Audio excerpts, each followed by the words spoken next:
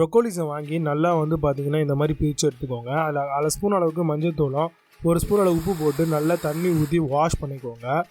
புழுலாம் எதாவது இருந்தால் கூட எடுத்துடுங்க. இந்த மாதிரி நல்லா கழுவி அந்த மஞ்சள் வாட்டர் எல்லாத்தையும் வெளித்தள்ளிட்டு ஃப்ரெஷ் வாட்டர் ஊற்றி அதையும் கழுவி எடுத்துக்கோங்க.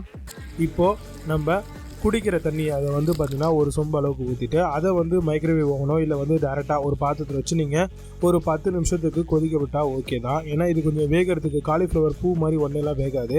ஸோ கொஞ்சம் டைம் எடுக்கும். ஸோ 10 மினிட்ஸ் ஆகிடுச்சு. இப்போ வந்து பார்த்திங்கன்னா ஓரளவுக்கு நல்லா வெந்திருக்கும்.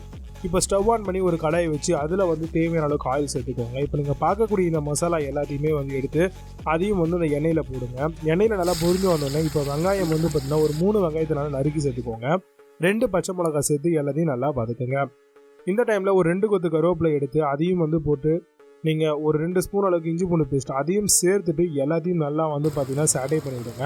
இப்போது நம்ம ஒரு 4 தக்காளியை நல்லா பேஸ்ட்டாக வந்து அரைச்சிருக்கோம். அதையும் இது கூடவே சேர்த்துக்கலாம். எல்லா பச்சை வாசனையும் போனதுக்கப்புறம் நம்ம தேவையான அளவுக்கு மிளகாய் தூள் சேர்த்துக்கோங்க. இதுக்கு ஒரு 1/2 ஸ்பூன் அளவுக்கு மிளகாய் தூள் சேர்த்துட்டு 1 ஸ்பூன் அளவுக்கு நீங்கள் தாராளமாக வந்து தனியா பவுடர் சேர்த்துக்கோங்க. 1 ஸ்பூன் அளவுக்கு வந்து பார்த்திங்கன்னா சிக்கன் மசாலாவோ இல்லை கரம் மசாலாவோ எது இருக்கோ சேர்த்துக்கோங்க. 1/4 ஸ்பூன் அளவுக்கு மஞ்சள் தூளும் தேவையான அளவுக்கு உப்பும் சேர்த்துக்கோங்க. சேர்த்துட்டு எல்லாத்தையும் நல்லா வதக்கி விடுங்க. நல்லா வதங்கி இந்த மாதிரி தொக்கா வரக்கூடிய நேரத்தில் நம்ம ஆல்ரெடி வேக வச்சுருந்த தண்ணியோடவே நம்ம ப்ரொக்கோலிஸ் எல்லாத்தையும் சேர்த்துக்கலாம். பார்க்குறதுக்கு தண்ணியாக தான் இருக்கும். ஆனால் வந்து பார்த்திங்கன்னா நம்ம கொதிக்க விட ஆட்டோமேட்டிக்காகவே வந்து பார்த்திங்கன்னா கிரேவிக்கு மாறிடும். இப்போ நல்லா இந்த மாதிரி கொதித்து வரும்பொழுது நம்ம தேங்காய் வந்து ஒரு 1/2 மூடி தேங்காவை நல்லா அரைச்சி பால் எடுக்காமல் திப்பியோடவே நீங்கள் சேர்த்து நீங்கள் நல்லா மிக்ஸ் பண்ணி விடுங்க.